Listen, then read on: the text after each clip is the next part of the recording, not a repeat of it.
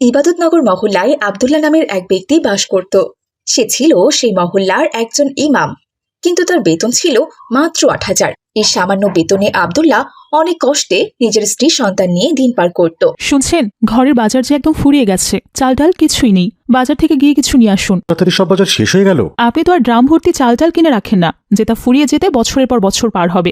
আচ্ছা, তুমি কোনো চিন্তা করো না, আমি দেখছি নিশ্চয়ই আল্লাহ কোনো না কোনো একটা ব্যবস্থা করেই দেবেন।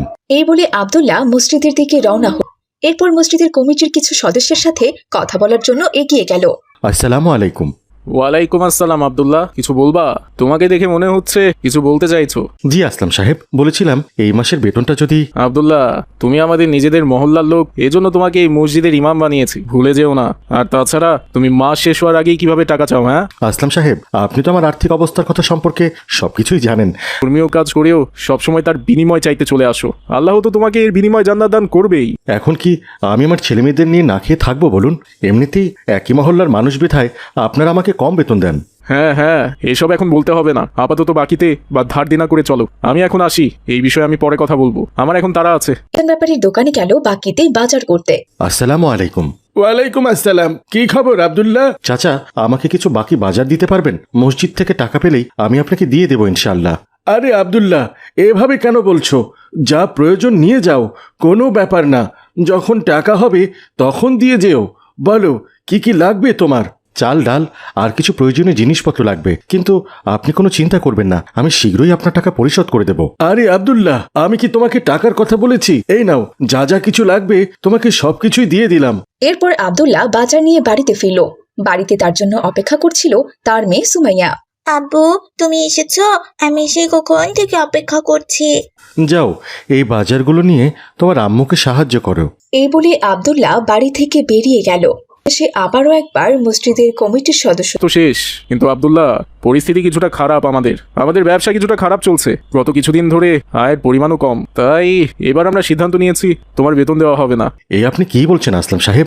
হ্যাঁ, এবার তোমার বেতন দেওয়া আমাদের পক্ষে সম্ভব না। আপনি বলেছেন যে আমাকে আমার বেতন থেকে বঞ্চিত করবেন, কারণ পরিস্থিতিটি বেশ কঠিন। আব্দুল্লাহ, আমি আর এই বিষয়ে কোনো কথা বলতে পারবো না। এই বলে আসলাম সাহেব সেখান থেকে চলে গেল। হে আল্লাহ, আপনি আমাকে সাহায্য করুন। সেখানে দাঁড়িয়ে মাহাদি সব শুনছিল। সে আসলাম সাহেবের এমন কথা শুনে অনেক অবাক হলো। মাহাদি এগিয়ে এসে আব্দুল্লাহকে বলল, হুজুর, আপনি কোনো চিন্তা করবেন না, নিশ্চয়ই আল্লাহ কিছু একটা ব্যবস্থা করে দিবেন। হ্যাঁ ইনশাআল্লাহ। মসজিদের কমিটিতে যদি এমন লোক থাকে যে নিজের অপ্রয়োজনীয় বিলাসিতা প্রয়োজন করার জন্য কারো হক মেরে দেয়, তাহলে তার মানুষ ইসলামের পথে আসবে কি করে? তিনি বড় মানুষ, আমি তাকে কিছুই বলতে পারবো না। আপনি কোনো চিন্তা করবেন না, আমি এই বিষয়ে আপনাকে সাহায্য করবো ইনশাআল্লাহ। আর বাকি মুসল্লিদের জন্য জানা দরকার বিষয়টা। আল্লাহ উত্তম পরিকল্পনাকারী, তিনি আমাকে সাহায্য করবেন ইনশাআল্লাহ। এরপর আব্দুল্লাহ নিজের বাড়িতে এসে তার স্ত্রী জামিলাকে সবকিছু খুলে বলল। জামিলা তার কথা শুনে বলল, শিখেন, তারা আপনাকে বেতন দেবে না? তুমি বরং মেয়েটার জন্য বাড়িতে একটু সেমাই বানাও। বাবা, আজকে ঈদের বাজার করতে যাব, সেমাই কিনবো। আমি সেমাই খেতে খুব ভালোবাসি, খেতে অনেক মজা। হ্যাঁ সুমাইয়া, সেমাই সত্যি ভালো, কিন্তু আগে একটু এখানে বসো, তোমার সঙ্গে কিছু কথা আছে। কি কথা বাবা? তুমি তো কখনো এত সময় ধরে চুপ করে থাকো না। ঈদ আসছে, আমাদের তো অনেক আনন্দ হবে। মা বলেছিলেন নতুন জামাও কিনবো।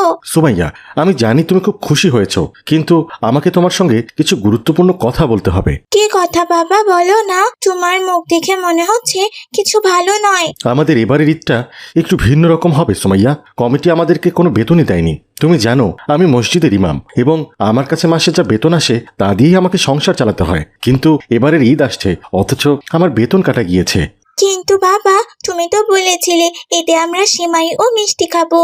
তুমি চিন্তা করো না মা, আমি তোমাকে সেমাই রান্না করে খাওয়াবো। এরপর ঈদের দিন সুমাইয়া দেখলো সব বাড়িতেই সেমাই রান্না হয়েছে, কিন্তু তাদের বাড়িতে এখনো সেমাই রান্না হয়নি, কেননা তাদের বাড়িতে সেমাই নেই। চিন্তা করো না, আমি তোমাকে আটা দিয়ে সেমাই বানিয়ে দেবো। খুশি থাকো, সেমাই হবে ইনশাল্লাহ। সত্যি মা, আটা দিয়ে সেমাই?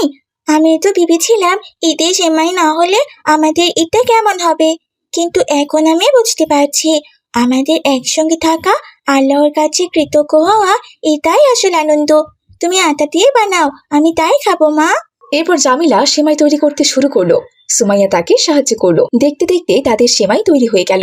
এমন সময় তাদের বাড়িতে ঘুরতে এলো সুমাইয়ার বান্ধবী জান্নাতুল। আসসালামু আলাইকুম। ওয়ালাইকুম আসসালাম ওয়া রাহমাতুল্লাহ। তুমি এসেছো?